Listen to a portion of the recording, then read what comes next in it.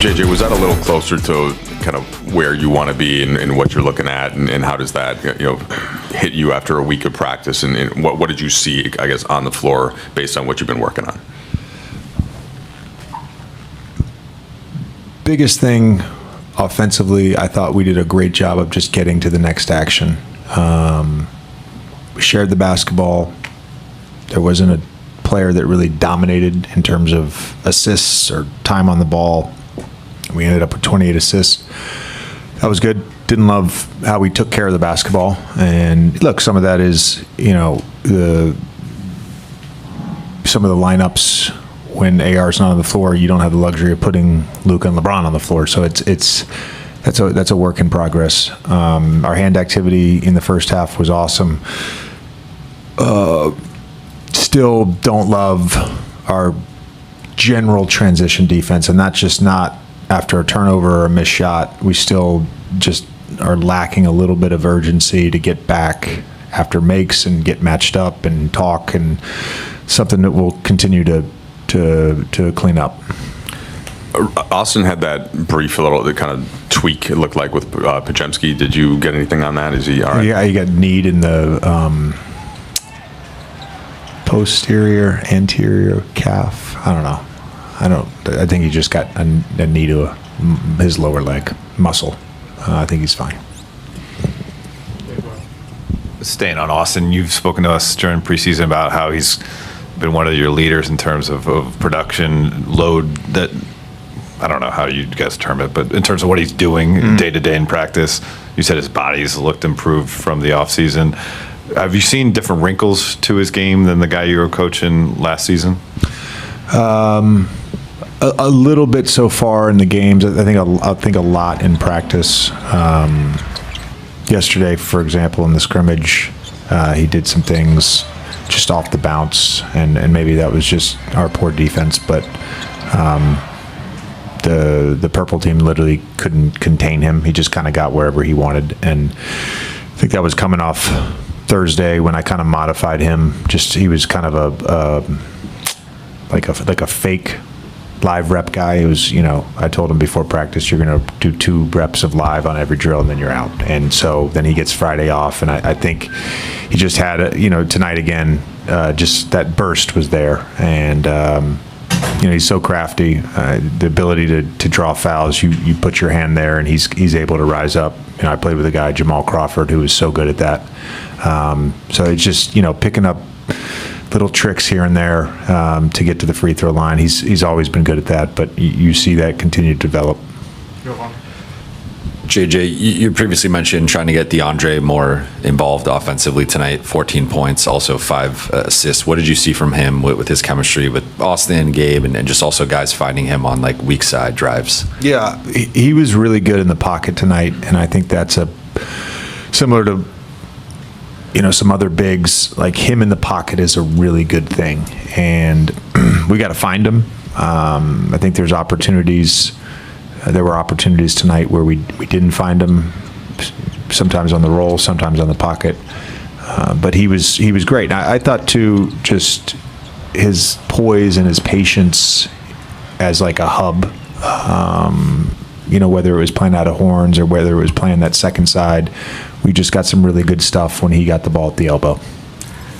JJ, Dalton had talked about his struggles in the summer league. What did you see tonight that you liked about what he did? I thought he let the game come to him offensively. Did some nice things in transition. Got to the free throw line. Again, his sort of ceiling is going to be based on his improvement this season as a defender. He's a big time threat and a big time player, and he's made improvements. But that's ultimately going to be what the ceiling is for him. He's had offensively the best of any person on our team in camp. We've tracked everything. He's first 3-day segment, he shot 16 of 27 from the field and 12 of 20 from 3. And the second 3-day segment, he shot 16 of 27 from the field and 12 of 20 from three. I mean, he's literally the leading scorer in live play by like 42 points. So he earned the opportunity tonight to give a look with him in the starting lineup. And, we'll just our conversations all summer, all preseason. This is a year of player, development for him, of growth, and what that looks like. It's got to be incremental. He's bought into that, which is great. Hey JJ, you talked about Ayton as a hub. You got a few games now of the Austin Ayton kind of pick and roll. What have you seen from them two just working together as a pick and roll tandem? Yeah, I think DA is really good in terms of reading what the ball handler's defender is doing, what the call is, if it's a strong, weak, or ice. He just, his ability to flip screens, and I think force those overs. And then again, just, him in the pocket has been really good. But he's made a concerted effort to get Austin open, like create advantages for Austin using his screening, which I think is only going to benefit everyone down the line. First of all, JJ said he thought you were fine, just took that kind of knee from Pods. You're fine? Yeah, I'm good. Just making sure. We were just talking to DeAndre, and he spoke a lot about you and kind of what he's learning about your game. What have you seen from him, not just in the games, but in practice thus far? And what is that? What level of excitement does that give you for the season? Yeah, just how much skill he has. People forget about when he was in Phoenix and how dominant he was there, and how he, was one of the biggest reasons that team made it to the finals that year. Talent's high. Can play in the pick and roll, can protect the rim. So we need that, and we need him to flourish in that role. He was talking about this kind of learning how to do the screen roll work with you specifically, and how he likes your your ability to get by your guy. So sometimes he doesn't want to come and get in your way. Other times, but he has to be aware for when you call him over. What have you seen from that, and kind of how do you decide when you've got the advantage versus when you want to come bring him in the action? Yeah, I think that those things just grow throughout reps, and that's kind of what we're trying to do in preseason. Get those reps, and I don't really, I'm not sitting there thinking about it in the moment. If I can, go by my guy, I'm gonna go by him. If not, I need a screen, then I'll have him come screen. So, it's been fun to, get to play, alongside him in that pick and roll. Austin, paying you a compliment post game. JJ brought up a player comp I haven't heard before. If you bringing up Jamal Crawford. Are there any similarities to I like that one. your game? Jamal Crawford was cold. Jamal Crawford was cold. I don't know. I think I think where he's coming from is kind of the creativity offensively. I don't want to speak for him, but I'm not someone that sits there and plans what I'm about to do.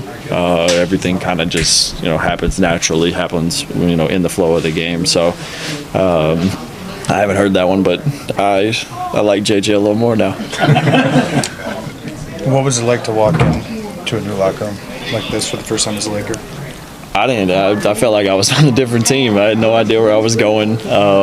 I forgot about it. They told us that changes were being made. But when I walked in, I was like, "What the heck's going on?" And then I came back, about 4 minutes on the clock right before the game, and I literally ran the wrong direction and couldn't find the locker room. So it'll take some time to get used to, but it's really nice. DeAndre said just now that he's got a big personality, and I think that was his phrasing. But that there have been guys in the team that have embraced it and have tried to work with him on things. And I'm just curious, how do you think he's fit in so far into this group? And obviously he's such a talented player. What can he do for you guys? Yeah, I mean he's going to have a lot of responsibility this year for things that we want to do. If we want to be as good as we think we could be, we need him to be at his best self, and whatever that looks like. We all got personalities in here, and we just got to continue to gel those, learn things about one another, connect off the court, and just have genuine relationships. Because once you have that, and you look around the locker room, and like that guy will go to war with me, that guy will go to war with me. So if you get that feeling, then every time you step on the court, it's not about me, it's about us and how we can get a win that night. DeAndre Ayton, I know when you signed with the Lakers this summer, you talked about your excitement of taking the floor. What was it like tonight? What stood out to you? It was most definitely, I wanted to come home and hear the fans and feel that energy. So today was a good little warm welcome. I know it's not an official game, but it definitely showed some love to me, and I enjoyed it. I played hard today, got a good sweat in, and yeah, we got the dub. Very efficient night for you offensively, 6 for 8 from the field, but I know the coaching staff's been excited about the way you're moving your feet defensively. What's the focus been there for you, and how did that play out tonight? Yeah, just really changing the narrative of protecting the rim on the defensive end. JJ's really put it on me and put on emphasis that he wants his bigs protecting the rim. So I'm just trying to be a big part of that, man, to let the world know in the league know that I'm the Lakers center and I'm the anchor of the defense. Hey, what did you see from some of your guards tonight, starting with Austin Reeves? What's it like playing with Austin? I told him he's phenomenal, especially this crafty shot creating. I used to be on the other end of that, and I'd be having wonders and be puzzled in my head. But now I know how to get him open and how he works and how he operates. And he's fantastic. And I'm just waiting for the rest of the superstars to join us. And but some of our guys that came off the bench as well, they really did a good job executing what JJ won out there, and just being vocal and running the offense and playing defense that created our offense down the line. Last one for you. You just hinted at it. It sounds like Luka's going to play, hopefully, in 2 of the final 3 preseason games. How much are you looking forward to that as you guys get ready? Trust me, I talk about it every time. I tell them all the time. I can tell you watching us play, and you're going to make things really easy. You just give me a little chuck and a little laugh, not to get me too excited. But we working, and we're going to be prepared for his arrival. Thanks, DeAndre. Appreciate y'all. J.J. Redick, Lakers taking a cautious approach with LeBron James ahead of his 23rd season. The Los Angeles Lakers officially kicked off training camp on Tuesday, but one major name was missing from the court: LeBron James. Head coach J.J. Redick explained after practice that LeBron is dealing with a minor nerve irritation in his glute, and given that he's heading into his unprecedented 23rd NBA season at age 40, the team is taking a deliberate and careful approach to his ramp-up during camp and preseason. It's probably going to be a longer runway leading up to opening night, Redick said. We're in uncharted territory here. After talking with the staff and with LeBron, we all agreed he may have pushed a little too hard in last year's training camp. And for me, as a first-year coach, having his full buy-in was incredible. But this year, we're being more methodical. He's got 22 seasons of wear and tear, and right now, he's dealing with a slight nerve irritation. So we're thinking long-term. There's really no blueprint for what LeBron is doing. No one has ever played 23 seasons in the NBA at this level. But what Redick is doing now is learning from how things were handled last season and adjusting to make sure the Lakers have their leader healthy and ready for the stretch that truly matters, the regular season and beyond. You're going to hear me say this a lot. It's uncharted territory, Redick emphasized. There's no roadmap for a player who's logged this many minutes, carried this much responsibility on both ends of the floor, for this long.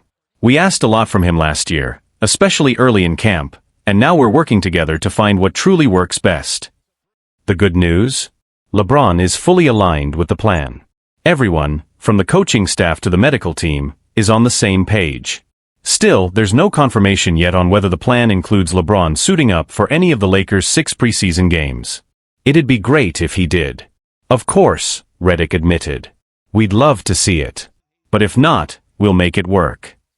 While seeing LeBron in preseason action would certainly help build chemistry, especially alongside Luka Doncic and the other new starters, health comes first. The Lakers are making it clear, this season is a marathon, not a sprint.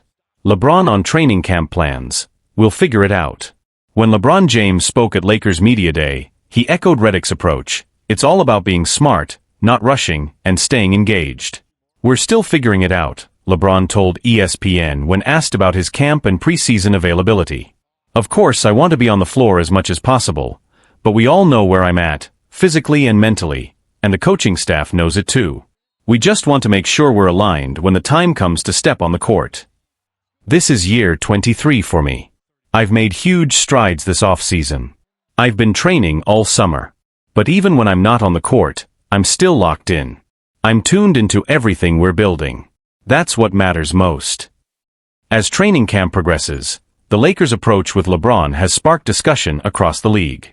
While some fans are eager to see James back on the court as soon as possible, Most analysts agree that the team is making the right call by managing his workload from day one. Inside the organization, the message is clear: preserving LeBron's health and effectiveness over the course of an 82-game season, and potentially a deep playoff run, is far more important than a strong start in October. The decision to ease him in slowly isn't just about his age, but about sustainability. The Lakers are building their strategy around maximizing his impact when it matters most. Beyond LeBron, this also gives new head coach J.J. Redick a valuable opportunity to assess the rest of the roster more closely. With James sitting out portions of training camp and potentially the preseason, younger players and recent acquisitions are getting extended reps in practice, a crucial factor as Redick shapes his rotation and offensive system. Reports from camp indicate that Redick has already started experimenting with lineups that don't rely solely on LeBron initiating the offense. That includes more touches for Luka Doncic in primary ball-handling situations, as well as a larger role for supporting pieces like Austin Reeves and Rui Hachimura. The hope is that, by spreading the responsibility, the Lakers can reduce the physical burden on James while improving overall team fluidity. LeBron's role off the court has also taken on new importance. Several teammates and staff members have noted how engaged he's been despite limited on-court participation, constantly communicating, observing drills closely, and offering feedback to younger players. It's a continuation of his evolution into more of a mentor figure, one who still leads by example but also understands the power of his presence and voice in building team culture. Around the league, other teams are taking notice. The cautious strategy mirrors what the Spurs did in the later years of Tim Duncan's career, or what Miami has done with Jimmy Butler in recent seasons, prioritizing long-term readiness over short-term gains. In LeBron's case, the stakes are even higher. Not only is he still playing at an elite level in year 23, but the team around him has been reshaped to support one final push toward another championship. As for LeBron himself, he remains focused and optimistic. Speaking briefly to reporters after Media Day, he emphasized his commitment to doing whatever is needed, whether that means leading on the court, guiding from the sidelines, or stepping back when necessary to ensure his body holds up for the full campaign. The question now becomes how this slower ramp-up will affect the Lakers' early season performance. Will the chemistry develop fast enough? Can the team find its rhythm without relying too heavily on James in October and November? And when he does return in full, will the calculated patience pay off? One thing is clear: the Lakers and LeBron are thinking bigger than just the next game. They're thinking about April, about June, about legacy. And in year 23, every decision matters that much more.